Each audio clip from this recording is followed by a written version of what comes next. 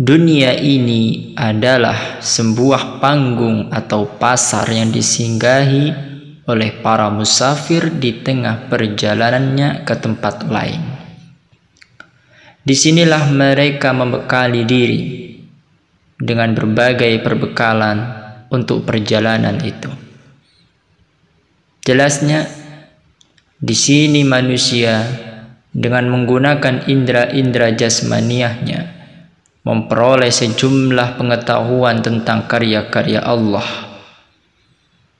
Dan dengan karya-karya Allah yang telah diberitahu kepada mereka akan hebatnya dunia dan alam ini, seharusnya menjadikan hati semakin syukur, menjadikan fikir semakin berakal, serta menjadikan jiwa semakin tunduk akan kebesaran Allah.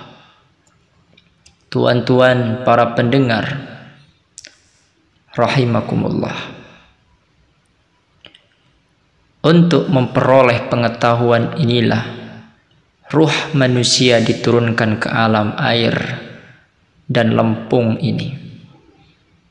Selama indera-inderanya masih tinggal bersamanya, dikatakan bahwa ia berada di alam ini. Maka mereka wajib mengetahui siapa Khaliknya, siapa penciptanya, siapa yang menyusun tubuhnya hingga tegap berdiri sempurna, siapa yang membuat matanya bisa melihat panorama indah, siapa yang membuat kakinya bisa melangkah sejauh mana langkahan kaki itu. Tentunya Khalik, sang Khalik, sang pencipta, itulah jawabannya, yakni Allah Dzul Jalali wal Ikram. Jika semuanya itu tersadarkan oleh kita, kita akan tahu apa itu dunia. Dunia itu apa yang dikatakan Nabi. Nabi bersabda, ad-dunya sijnul muslim wal jannatul kafir.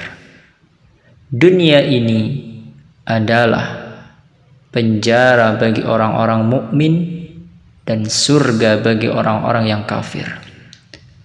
Artinya, orang-orang beriman di dunia ini, mereka itu ibarat di penjara.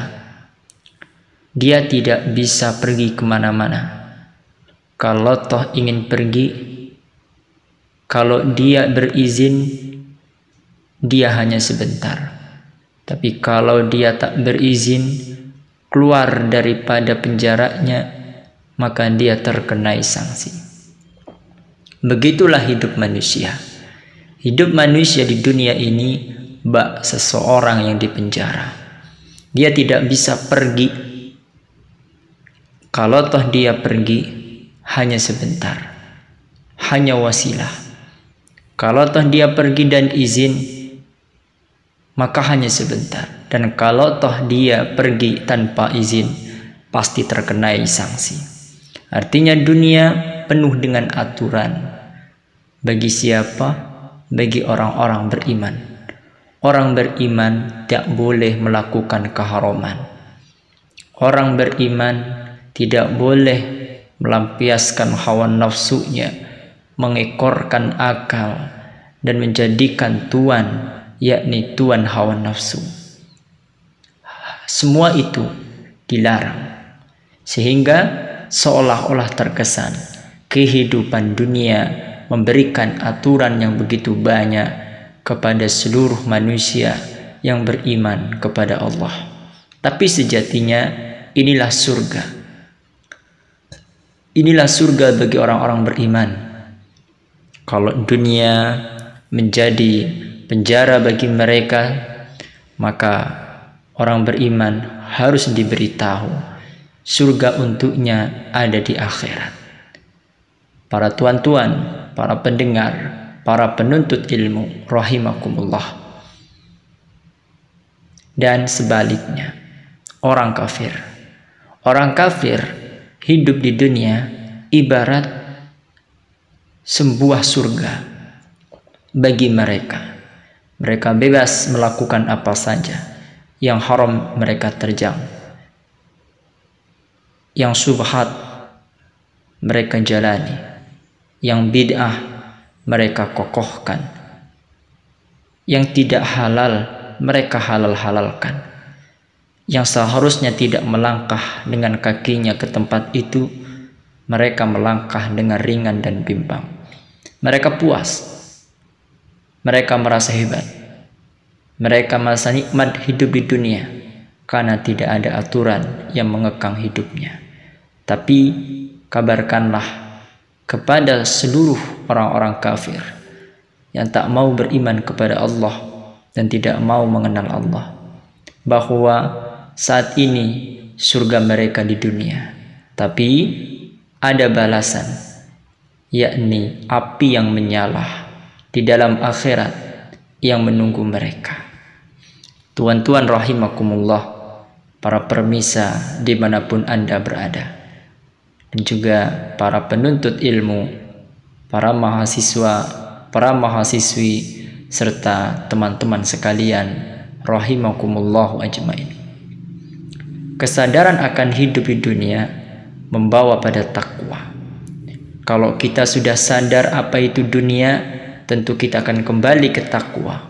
Dan kalau kita sudah takwa, kembalilah kepada Al-Quran yang berkata di dalamnya Allah Subhanahu wa ta'ala, "Wa ma khalaqtul jinna wal insa illa liya'budun." Hakikat Allah ciptakan kita bukan untuk menikmati dunia, bukan untuk menjadikan dunia sebagai tempat yang terakhir, bukan, tetapi dunia sebagai ladang untuk kita menuju perkampungan abadi, menuju sebuah tujuan yang besar. Karena rahasia Allah ciptakan Adam dan para kaumnya, Adam dan para cucu-cucunya, Adam dan para bapak moyangnya, Adam dan keturunannya, Allah ciptakan dengan tujuan untuk ibadah. Ibadah, bukan untuk nikmat dunia.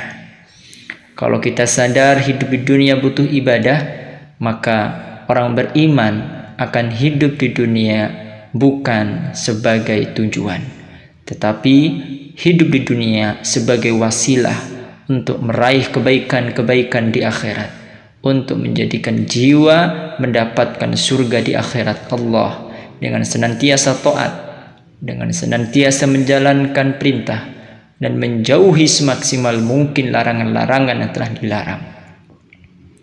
Allah Subhanahu wa ta'ala banyak menyebut di dalam Al-Quran, menyebutkan tentang orang-orang beriman bahwa mereka akan bahagia di akhirat.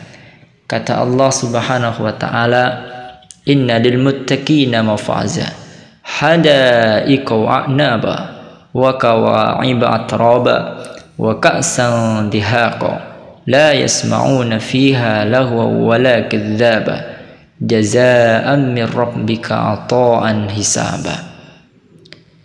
Allah berkata, "Inna lil muttaqina mafaza."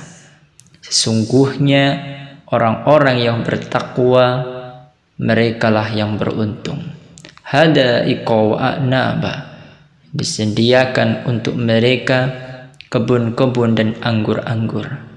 Wa kawa'iba atraba, dan juga disediakan kepada mereka cangkir-cangkir yang indah dan tempat-tempat pembaringan yang sungguh menakjubkan. Wa kawa'iba atraba wa ka'san dihaqa, disebutkan mereka juga diberikan para bidadari-bidadari. Allah pun sebut dalam ayat yang lain. Berkatalah Allah, "Wa basyiril ladzina amanu wa 'amilus salihati anna lahum jannat lahum tajri min tahtihal anhar khalidina fiha wa azwajun mutahharatu wa hum fiha khalidun." Allah katakan, kabarkanlah kepada orang-orang beriman